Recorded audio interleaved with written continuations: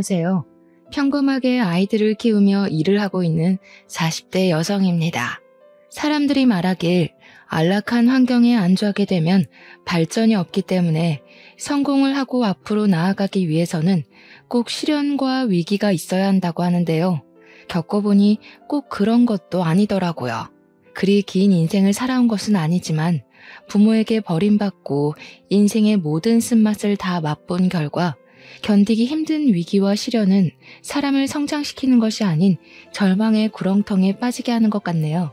가끔은 지금의 삶을 만족하는 것과 별개로 부모에게 버림을 받지 않았다면 더 나은 사람이 될 수 있지 않았을까 싶기도 합니다. 하지만 이미 지난 과거를 되돌릴 수는 없기에 지난날 부모에게 받지 못한 사랑을 자식들에게 최대한 나눠주려 노력하고 있어요. 오늘 말을 꺼내는 것도 고통스러운 과거를 사연으로 보내는 이유 또한 저와 비슷한 처지인 시청자분들에게 조금이나마 위안이 되고자 해서죠. 그럼 지금부터 힘들었던 지난날에 대한 이야기를 꺼내보려고 합니다. 모두들 저의 이야기에 귀를 기울여주세요. 식탁에 키가 닿지 않았던 꼬꼬마 시절부터 저는 혼자서 밥을 차려 먹는 것이 당연했어요. 어머니가 돌아가시고부터 아버지께서는 남아있는 자식인 저를 사랑과 정성으로 아껴주시기보다 자신의 마누라를 잡아먹는 천덕꾸러기로 생각하셨거든요. 어머니가 돌아가신 후부터 평소에도 술 마시는 것을 좋아하시던 아버지는 알코올 중독자 수준으로 술에 절여진 채 생활을 하셨습니다. 술에 찌든 채 집으로 들어올 때면 너 같은 건 태어나지 말았어야 한다는 폭언을 꼭 한마디씩 하셨고요. 사람의 온기 없는 집에서 그 어떤 어른의 사랑도 받지 못하고 눈칫밥을 먹어서일까요? 어느 순간부터 또래 친구들 사이에서도 학교 선생님들 사이에서도 의기소침하고 어두침침한 아이로 취급받게 되었어요. 또래 친구들과 어울리지 못하고 혼자 겉도는 시간이 많아질수록 스스로를 더 자책할 수밖에 없었네요. 아버지의 말처럼 어머니가 돌아가신 것도 아버지가 되는 일이 없는 것도 다 저의 책임처럼 느껴졌으니까요. 이런 아버지의 무관심은 교복을 입은 중학교에 올라갈 때까지 이어졌는데요.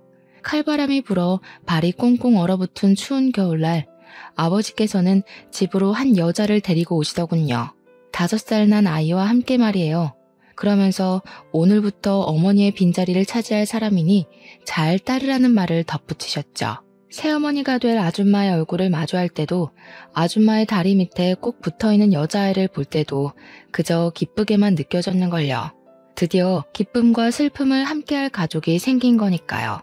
무엇보다 같이 식탁에 앉아 밥을 먹을 사람이 생겼다는 것이 제일 기뻤고요.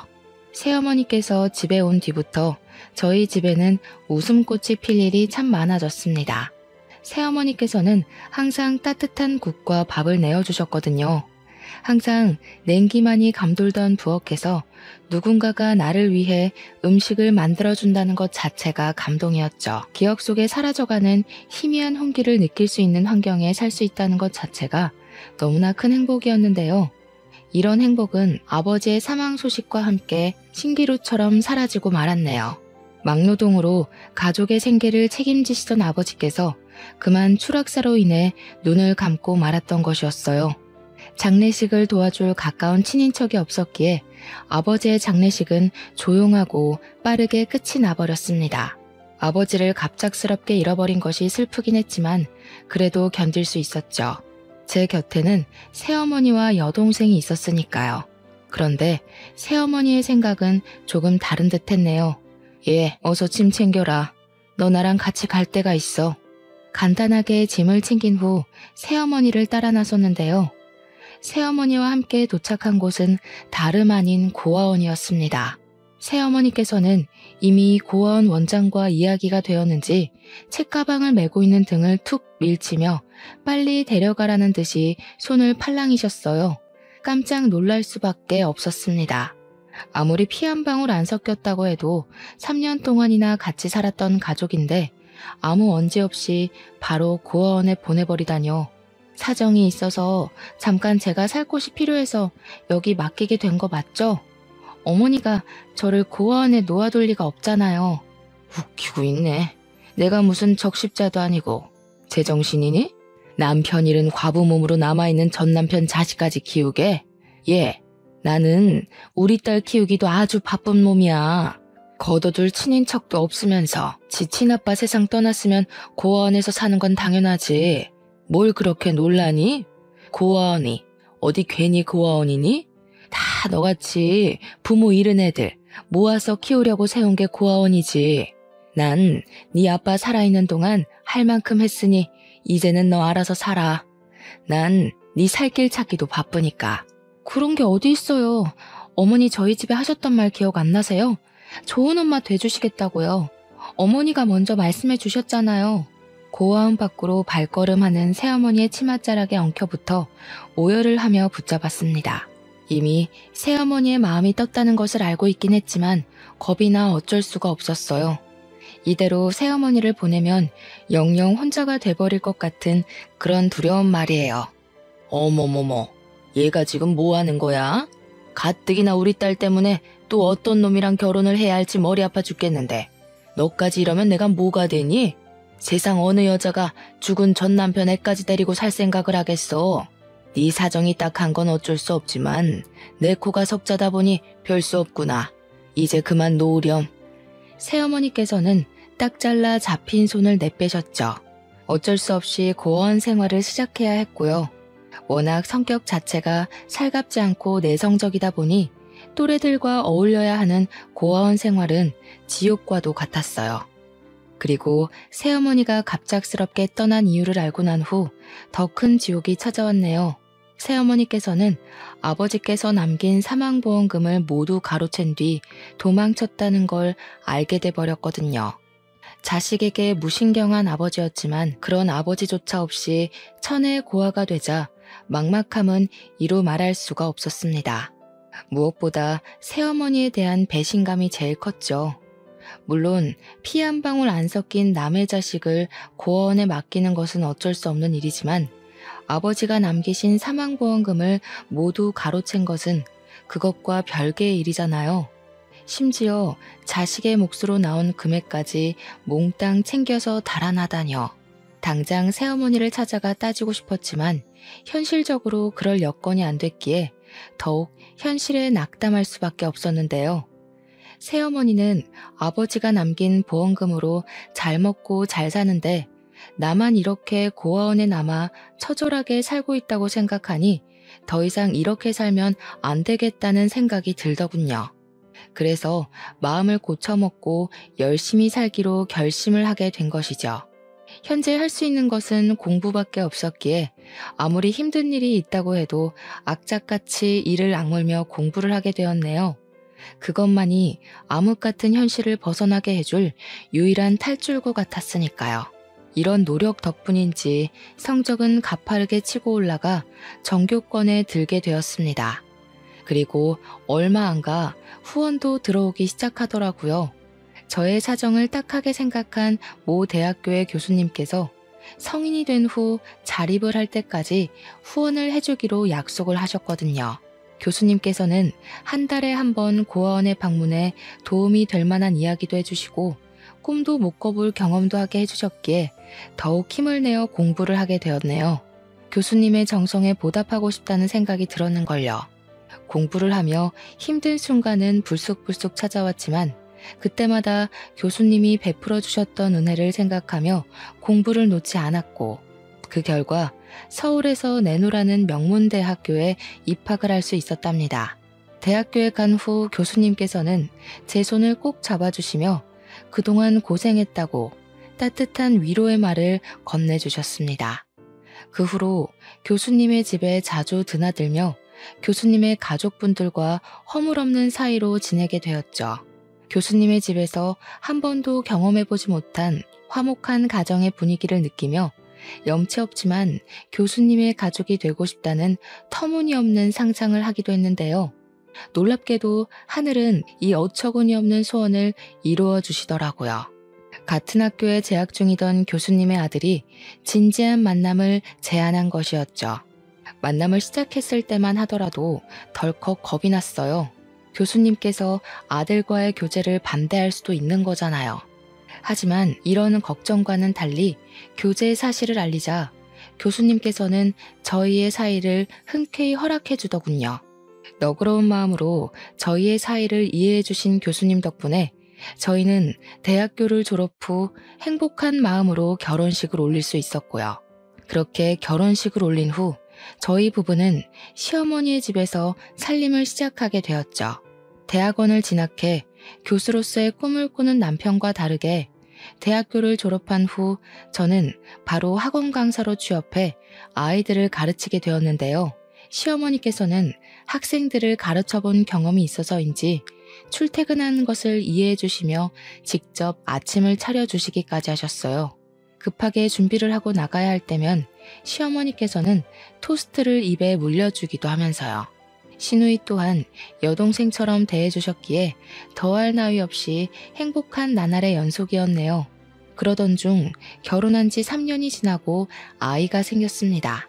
시댁 식구들은 뛸 듯이 기뻐했고 시어머니께서는 임신을 한 몸으로 집안일에 일절 신경을 쓰면 안 된다고 말씀하시며 가정부를 구해주기까지 하셨어요. 친가족에게조차 받아본 적 없는 사랑을 받고 나니 참 여러 감정이 스쳐가더군요. 시댁 식구들이 아니었다면 평생 동안 가족에게 사랑받는다는 것이 어떤 건지 모를 수도 있는 거였잖아요. 솔직히 피 한 방울 안 섞인 며느리를 이 정도까지 챙겨주는 시댁 식구들이 드물다는 것을 아니 더 감사하게 느껴졌습니다. 하지만 남편이 직접 고용한 가정부의 얼굴을 보는 순간 앞으로 창창할 것 같았던 앞날에는 먹구름이 끼기 시작했네요. 가정부는 다른 누구도 아닌 새어머니의 딸이었거든요. 시간이 오래 지났지만 새어머니를 빼다 박은 생김새 때문에 한눈에 알아볼 수 있었는걸요. 여동생 또한 저를 알아본 눈치였는지 굳은 표정으로 가족들 몰래 만나자는 말을 했죠. 너희 엄마가 내 몫으로 남겨놓은 아버지 보험금까지 다 가지고 도망간 거 모르지? 그때는 어려서 아무것도 몰랐다고 쳐도 이제는 알아들을 만큼 컸으니 내가 무슨 말을 하는지 잘 알 거라고 믿어.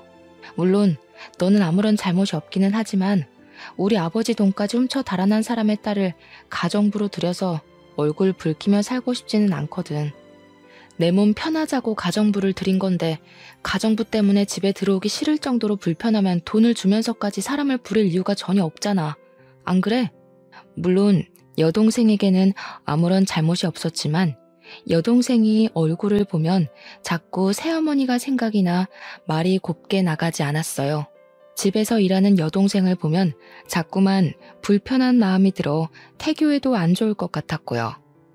엄마가 언니한테 상처 줬던 건 내가 언니 집에서 일하면서 몸으로 갚을게. 그러니까 제발 내쫓지 말아줘, 언니. 엄마 병원비도 해도 한 달에 몇백씩 깨지는데 여기서 일 못하면 나 진짜 사채빚이라도 끌었어야 할지도 몰라. 아픈 곳 없이 정정하시던 분이 왜 병원 신세를 지시는 거야? 지병도 없으셨잖아. 그것도 옛날 말이지. 내가 이만큼 클 동안 시간이 많이 지났잖아. 사실 새아버지 돌아가시고 나서 우리 모녀 고생만 하면서 살았어. 이상하게 새아버지 돌아가신 후부터는 일이 잘 안 풀리더라고. 그리고 몇 달 전에는 교통사고를 크게 당해서 엄마 지금 식물인간인 채로 병실에 누워 계셔. 이런 거 보면 세상에 인과응보라는 게 있기는 한가 봐. 언니한테 상처 줬던 거 그대로 돌려받는 거지 뭐. 아무튼 나 여기서 계속 일할 수 있게 해줘. 언니 이렇게 부탁할게. 아버지 사망보험금을 훔쳐 달아난 새어머니가 밉기는 했지만 여동생의 사정을 들으니 짠한 마음을 감출 수는 없었네요. 하나밖에 없는 가족을 잃은 슬픔과 돈이 없으면 얼마나 비굴해질 수 있는지 그 누구보다도 잘 알 수 있었으니까요. 그래서 여동생이 가정부로 일하는 것을 승낙하게 되었죠.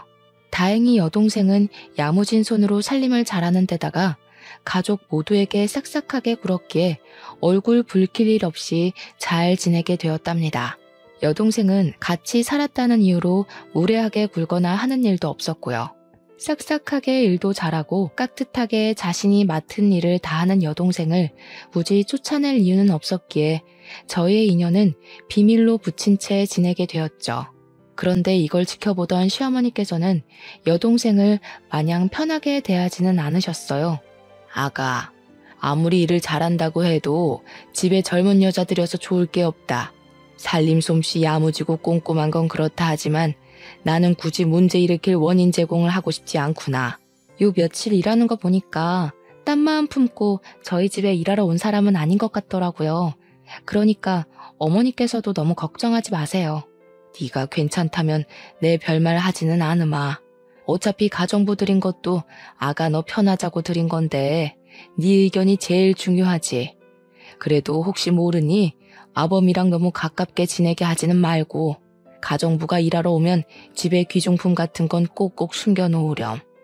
잘 알지도 못하는 사람 괜히 덥석 믿었다 좋은 꼴 난 걸 내가 본 적이 없어서 하는 말이야. 어머니께서는 집안에 젊은 여자가 가정부로 들어온 것이 탐탁치 않은 것 같았어요. 그 후로도 시어머니께서는 가끔씩 가정부를 바꾸는 것이 어떠냐고 말씀을 하셨는데요. 그럴 때마다 거절을 하고 말았네요. 어쩌면 임신 내내 가장 가까운 곳에서 옆을 지켜준 여동생에게 정이 들었는지도 몰랐죠. 시간은 흐르고 흘러 임신 막달이 다가오고 출산 예정일을 일주일 앞둔 날이었습니다.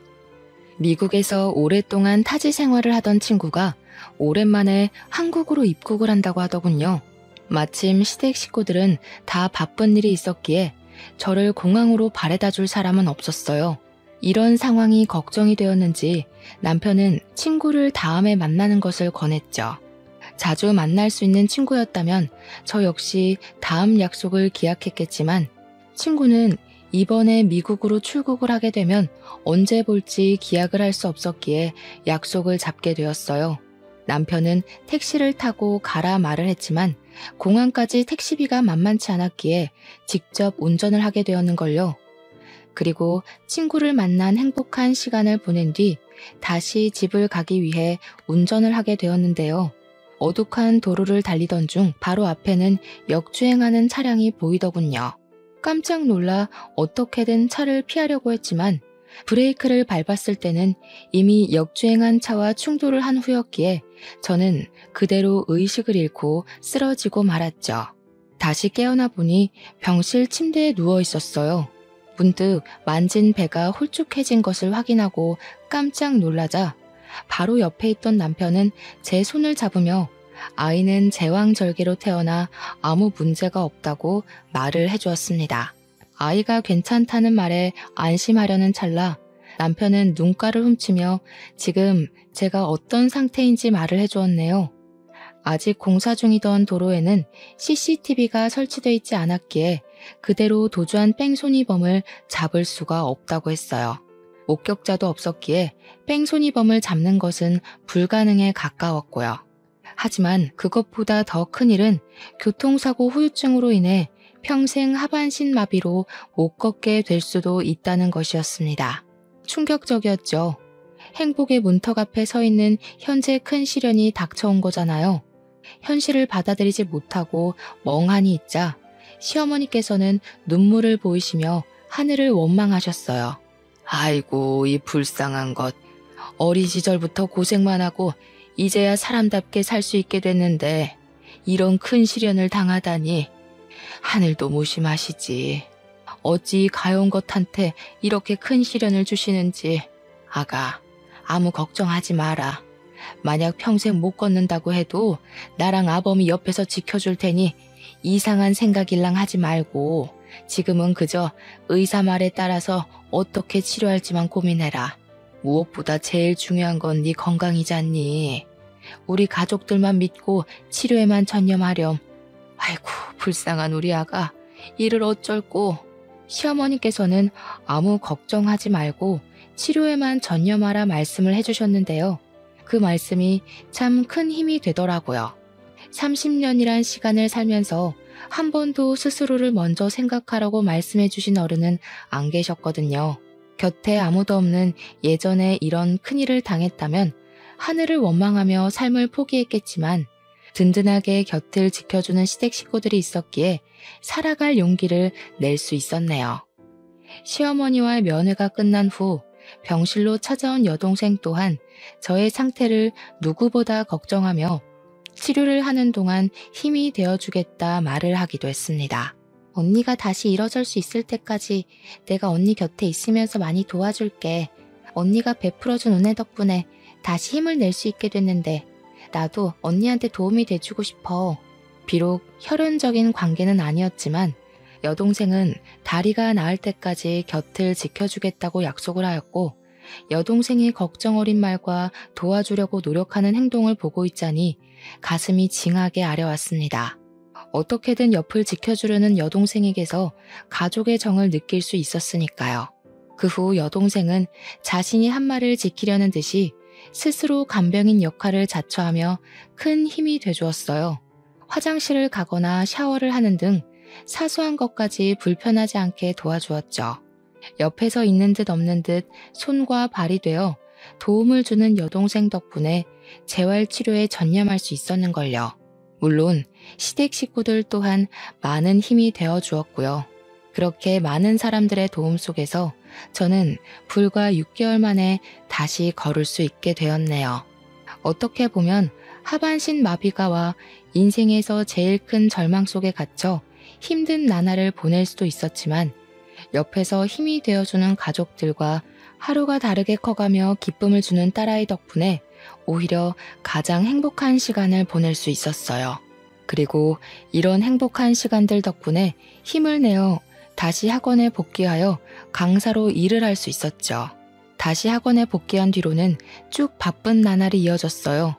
학원에 복귀를 하자 반가움을 뒤로하고 부족한 강사 자리를 메꾸기 위해 눈코 뜰 새 없이 바쁘게 몸을 움직여야 됐거든요.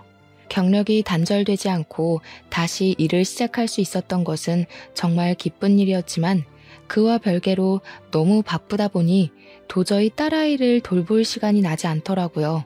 그런데 참 감사하게도 이런 상황을 남편에게 전해들은 시누이가 자진해서 딸아이를 돌봐줬어요. 아이를 맡길 곳을 찾지 못해 발을 동동 구르는 동료 강사들을 보며 딸아이를 돌봐주는 시누이에게 진심으로 고마움을 느끼게 되었죠. 동료 강사들에 비해 수월하게 일을 하게 되어 동료 강사들이 걱정스러운 소리를 할 때면 말을 자동으로 아끼게 되었습니다. 그러던 중 아이가 있는 강사들과 이야기를 하던 중 베이비시터에 관한 이야기가 나오게 되었어요. 다른 사람에게 아이를 맡기는 것에 대한 걱정에 대해 토로하던 중 무의식 중으로 시누이가 아이를 돌봐준다고 말을 하게 됐습니다. 시누이한테 맡길 거면 차라리 일면식 없는 남한테 맡기는 게 더 낫지 않아요? 시누이가 애한테 무슨 짓을 할 줄 알고. 요즘에는 남보다 가족들 사이에서 애들 학대하는 게 더 심각한 문제라고 하잖아요. 그리고 아주 만약에 베이비시터가 애를 학대한다고 하면 돈 주고 부린 사람이니 자르면 그만인데 시누이는 아니잖아요? 막무가내로 굴어도 시댁 가족이란 이유로 계속 가족 행사 있을 때마다 얼굴 부딪혀야 되잖아요. 그럴 바에는 돈 주고 사람 부리는 게 낫지. 다른 사람은 어떨지 모르지만 저희 형님은 그럴 뿐이 아니어서요. 걱정은 감사하지만 저희 형님한테 맡기는 게 더 편해서요. 딸아이도 형님이랑 조카를 잘 따르기도 하고요. 괜히 모르는 사람 집에 들여서 잘 지내는 딸한테 혼란 주고 싶지 않아요. 어머, 우리 이 선생님 이렇게 순진해서 그동안 험난한 현실을 어떻게 살았는지 모르겠네. 시댁 식구가 괜히 시댁 식구겠어요? 언제라도 남의 집 식구인 며느리한테 시짜짓 하려고 시댁 식구인 거지. 아무리 사람이 좋다고 해도 친정 식구랑은 다르죠. 이 선생님도 괜히 고집 부리지 말고 사람 부리는 거 한번 생각해봐요. 세상에서 제일 못 믿는 게 결혼한 후 남편이랑 그 집 식구들이에요. 한치 앞을 모르는 게 사람 밀이라고 했어요. 지금이야 좋을지 모르지만 나중에는 어떻게 될지 모르는 일이지. 다른 일도 아니고 자기 자식 일인데 잘 생각해봐요. 동료 강사가 해주는 말을 이해 못하는 바는 아니지만 저희 시누이는 절대 그럴 사람이 아니거든요. 그래서 시누이를 막대먹은 다른 집 시누들과 똑같이 이야기하는 것이 살짝 기분이 나쁘기도 했습니다. 시누이에 대해 잘 알지도 못하면서 시댁 식구라는 이유로 색안경을 끼고 안 좋게 생각하는 거잖아요. 가끔가다 주위 사람들은 의사 집안의 시집가 손에 물 한 방울 안 묻히고 사모님 소리를 듣는 시누이가 밉지 않냐고 물어보곤 하는데요. 질투가 나기는커녕 경제적으로도 정신적으로도 여유로운 시누이가 있어 너무 좋다고 말을 하곤 합니다. 사랑을 듬뿍 받은 시누이는 언제나 친언니처럼 자신이 받은 것을 나눠주니까요. 더군다나 친딸처럼 딸아이를 돌봐주는 시누이가 없었다면 학원 일에 열중할 수도 없었는걸요. 큰 사고가 난 후 딱 하나 좋은 점을 꼽으라고 말을 한다면 그건 바로 평범한 일상생활에 감사함을 느낄 수 있게 되었다는 겁니다. 그리고 평범함에 감사함을 느끼며 하루를 보내서인지 더 열심히 살게 되더라고요. 맡은 일에 최선을 다하며 살다 보니 어느새 복귀를 한 지 한 달이란 시간이 훌쩍 지나갔죠. 그 사이 시누이는 시매부와 함께 해외여행을 떠났기에 방학을 맞은 조카딸은 시댁에 와서 지내게 되었습니다. 조카딸은 의젓하고 딸아이와도 사이좋게 지냈기에 시댁에서 지낸다는 것이 참 기뻤는데요. 학원일 때문에 늦게 귀가를 하던 딸아이와 놀고 있던 조카딸은 의외의 이야기를 꺼내더군요. 외숙모는 왜 삼촌이랑 안 놀아? 뜬금없는 조카딸의 말에 고개를 갸우뚱했습니다. 아마도 남편은 대학 교수 임용을 준비하는 탓에 바쁘고 저 또한 학원 일로 바빴기에 그런 생각을 하는 듯 했어요. 요 근래 저희는 서로 붙어있는 날은 손에 꼽을 정도로 적었거든요. 상황을 이해시키고자 말을 하자 조카딸은 고개를 갸우뚱거리며 의미심장한 말을 했죠. 삼촌이 바빠서 그런 거라고? 이상하다. 아줌마랑은 밤마다 잘만 놀았는데 외숙모가 너무 바쁜데 심심해서 아줌마랑 노는 건가? 아줌마랑 놀다니? 그게 무슨 말이야? 외숙모 아직 몰랐어? 삼촌 밤마다 밥 주는 아줌마랑 나와서 노는데.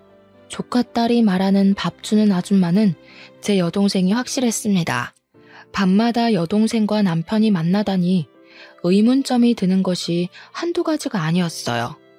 일단 남편과는 각방을 쓰는 것도 아니었고 한 침대에서 생활을 했기에 남편의 인기척이 나면 바로 깰 수밖에 없잖아요.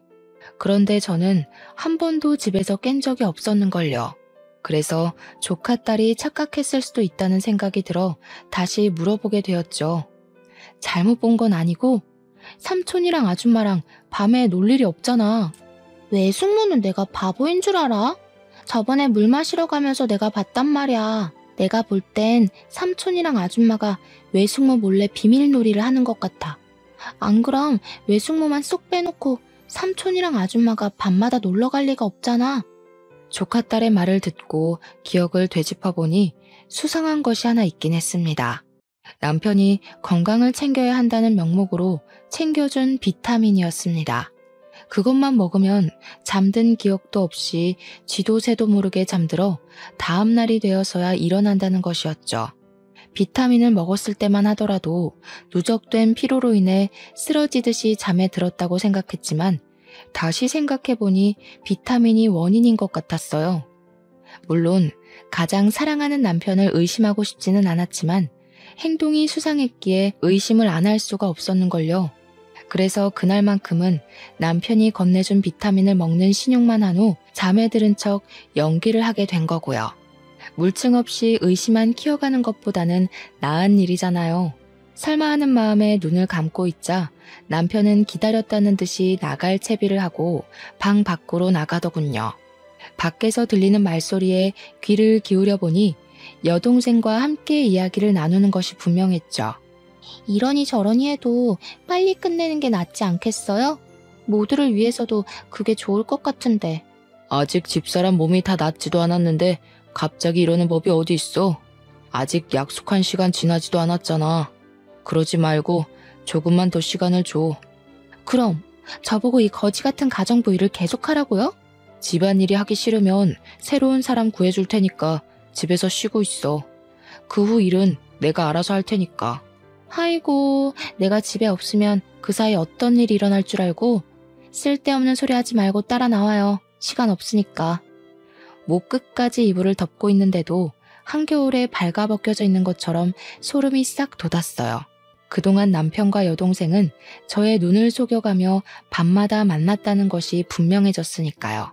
가슴에서는 우라통이 터지고 몸은 꼼짝할 수 없을 만큼 무거웠지만 두 사람의 비밀을 알게 된 이상 손 놓고 바보처럼 있을 수만은 없었습니다.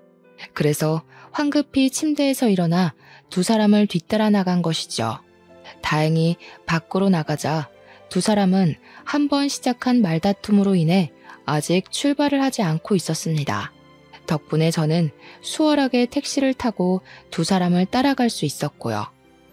남편과 여동생이 타고 간 차를 따라가는 동안 주먹을 쥔 손에서는 흥건히 땀이 났죠.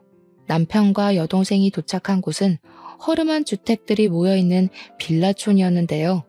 택시에서 내리기도 전 두 사람은 빠르게 차에서 내려 바로 앞에 있는 반지하 빌라로 걸어 들어갔어요. 그걸 보고 있자니 마음이 급해져 저 또한 종종 걸음으로 뒤를 따랐고요. 택시에 내릴 때만 해도 마음이 급해져 걸음이 빨라졌지만 막상 반지하 앞에 서니 집으로 달아나고 싶다는 생각이 들고 말았네요. 이 문을 열고 들어가면 더 이상 남편과 여동생을 예전처럼 대할 수도 소중한 관계를 이어가지도 못할 것이 뻔했으니까요. 겁쟁이라 생각하실 수도 있었겠지만 두 사람이 들어간 문 앞에 서니 그냥 모른 척하고 지낼까 생각도 했습니다. 혼자만 입을 다물면 저희 가족은 전처럼 화목하게 지낼 수 있는 거니까요. 하지만 다시 머리를 흔들어 생각을 고쳐먹었어요. 한평생 고생한 스스로를 위해서라도 거짓된 행복을 쫓는 것은 옳지 않은 일이라고 생각했거든요. 귀를 기울이자 흐느끼는 여자의 목소리가 제일 먼저 들렸어요. 집중해보니 그 목소리가 익숙하게 들리더라고요. 흐느끼는 소리 뒤로 남편이 애원하는 소리가 들렸고 그만 흥분을 주체하지 못하고 문고리를 돌리고 말았습니다. 문고리를 돌리자 잠기지 않은 문은 벌컥 열리고 말았는데요. 안쪽의 풍경에 드러나는 순간 그동안의 걱정도 두려움도 모두 잃어버리고 말았어요. 의자에 앉아있는 여동생 앞으로 남편과 시누이는 무릎을 꿇고 있었거든요. 너무나 충격적인 모습에 머리를 굴릴 생각도 하지 못하고 그 자리에 서서 반지하 안을 멍하니 바라볼 수밖에 없었네요. 세 사람 역시 당황해 보인 건 마찬가지였고요. 무릎을 꿇고 있던 남편은 여길 어떻게 알고 왔냐며 호통을 쳤어요. 너무나 갑작스럽게 일어난 일에 머릿속은 온통 혼란스럽기만 했습니다. 상황은 예상한 것보다 더 이상하게 흘러갔으니까요. 이도저도 못하는 상황에 여동생은 의자에서 일어나 저에게 걸어오더군요. 이게 도대체 어떻게 된 일이야? 형님하고 애아빠가 왜 네 앞에 무릎을 꿇고 있는 거야? 언니는 부모도 없이 산전수전은 다 겪었으면서 어쩜 이리 순진해? 누가 보면 부잣집 외동딸로 고이 큰 줄 알겠어. 원래는 언니 몰래 돈만 챙겨서 나가려고 했는데 아무것도 모르는 게 안쓰러워서 내가 말해주는 거야. 그래도 자매로 지내던 시간이 있는데 모른 척하고 넘어가긴 좀 그렇잖아? 아리송한 말에 의아해하자 곧이어 여동생의 입에서는 믿을 수 없는 말이 나오게 되었네요.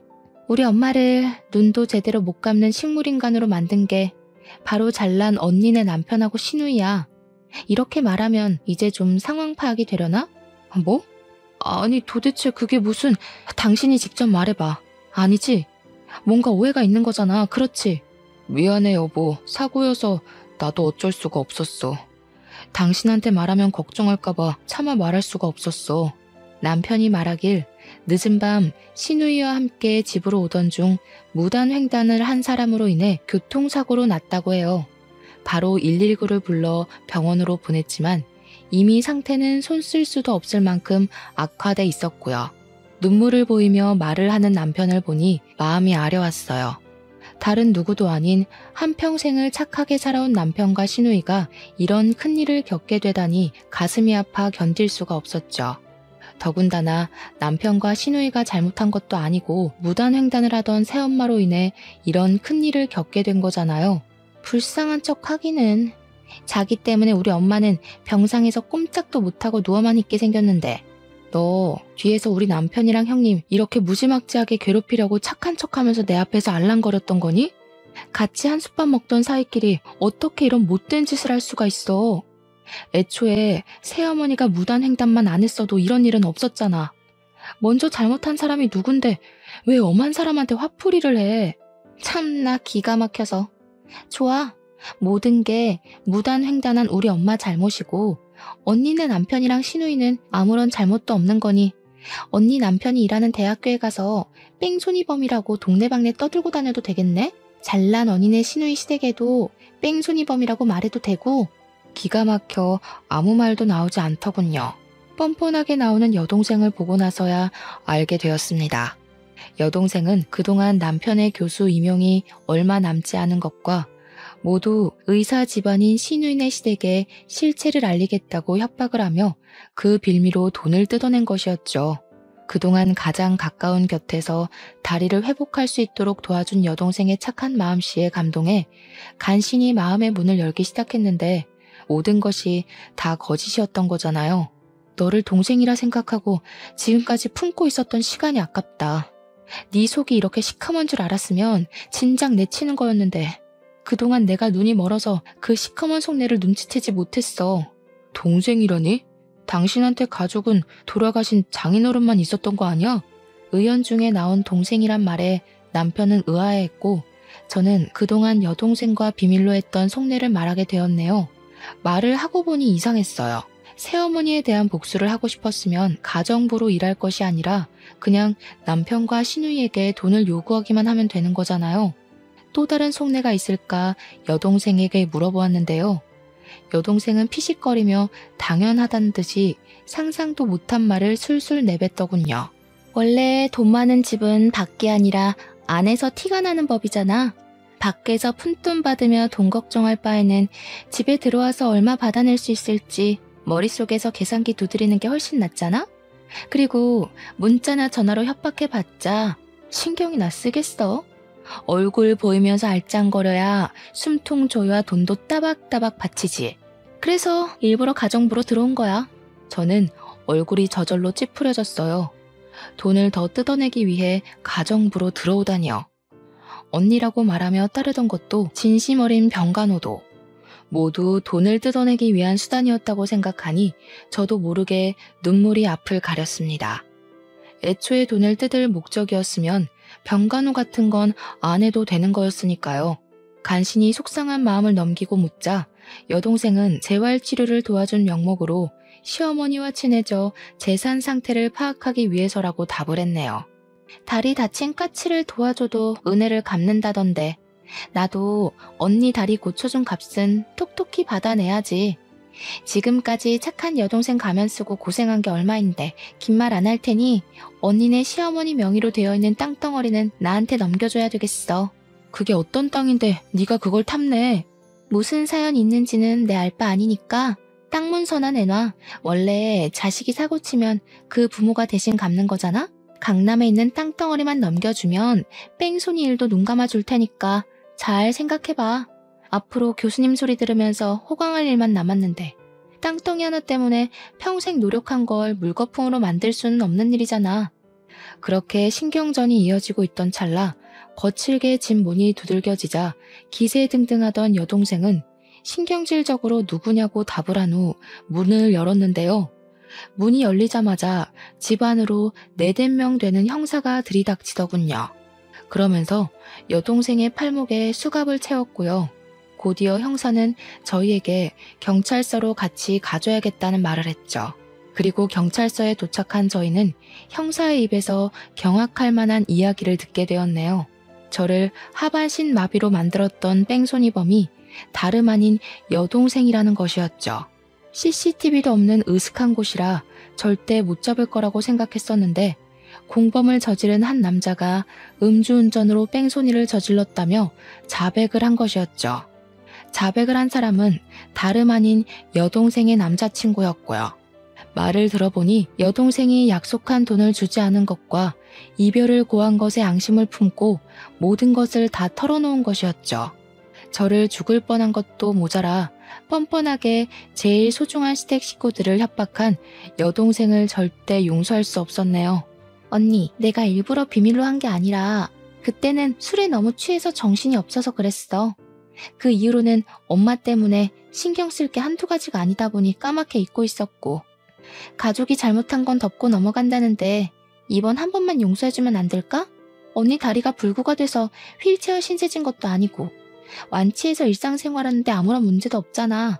이번 합의만 잘해주면 언니 남편 일도 없던 걸로 해줄게. 물론 내 잘못으로 언니 다리가 다친 건 맞지만 내 덕분에 다시 걸을 수 있게 된 거잖아.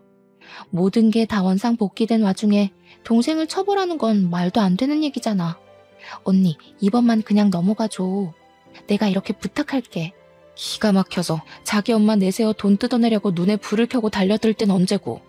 이제 와서 선처를 해달라고? 누구 마음대로. 너 하나 때문에 고생한 걸 생각해서라도 절대 안 될 말이지. 내가 선처해주면 또 어디 가서 쓸데없는 짓거리를 하고 다닐 줄 누가 아니? 언니, 알았어. 내가 잘못한 거 인정할게.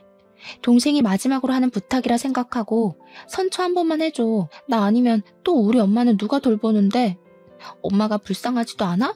자신의 잘못이 까발리고 난 후에야 잘못을 비는 여동생의 모습을 보니 우라통이 터졌습니다. 더 이상 여동생에 대한 정은 눈꽃만큼도 남아있지 않았어요. 당장 가족들에게 화를 끼친 진상을 눈앞에서 치우고 싶은 생각뿐이었고요. 가족들을 구렁텅이에 빠뜨린 걸로도 모자라 돈까지 뜯어내려 한 여동생을 절대 용서할 수 없었거든요. 그렇게 모든 것을 법의 심판에 맡기고 집에 돌아오게 되었는데요. 집에 오자마자 누군가 저희 집 문을 매섭게 두드리더군요.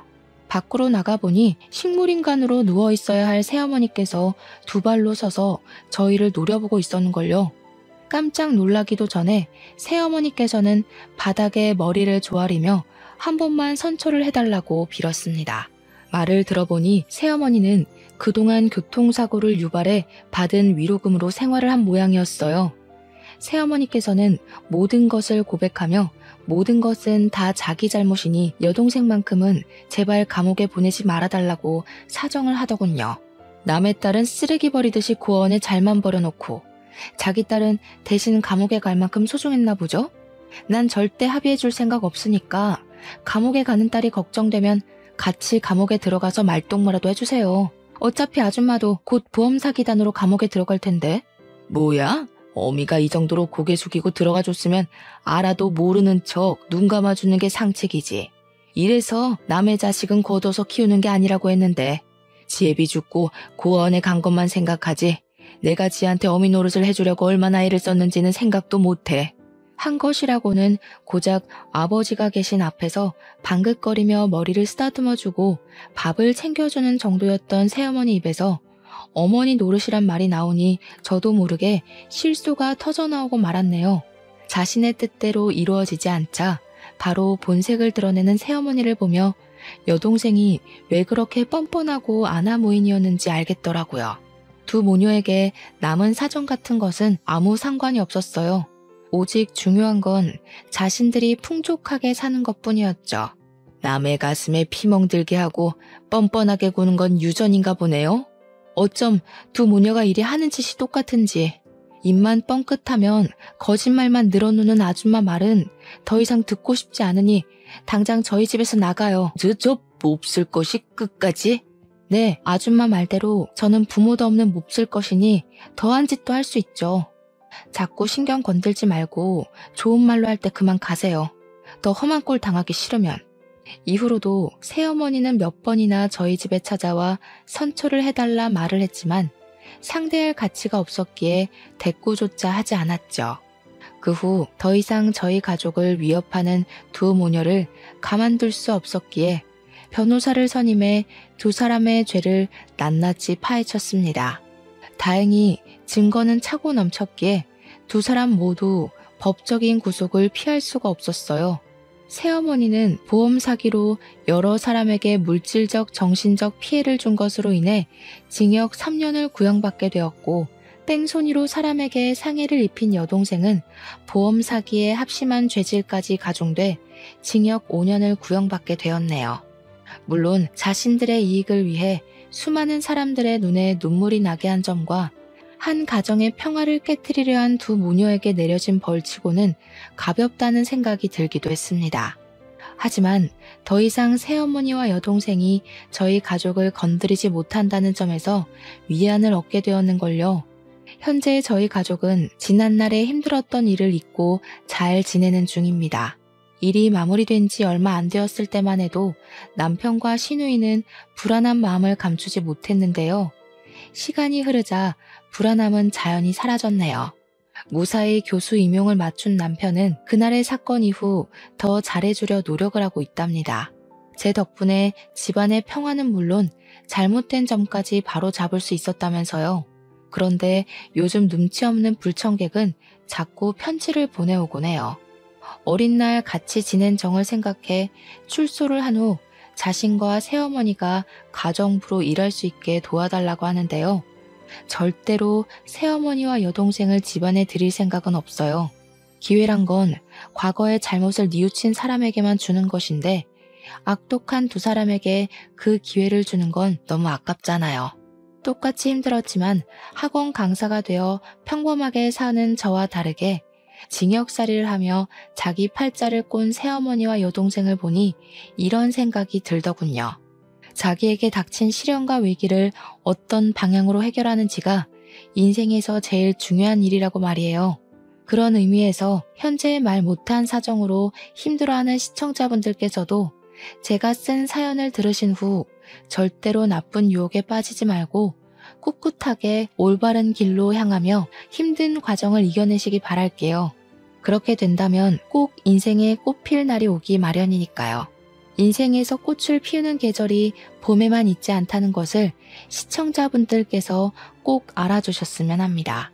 그럼 시청자분들의 앞날이 만개한 꽃이 가득하길 빌며 오늘 사연을 마치도록 할게요.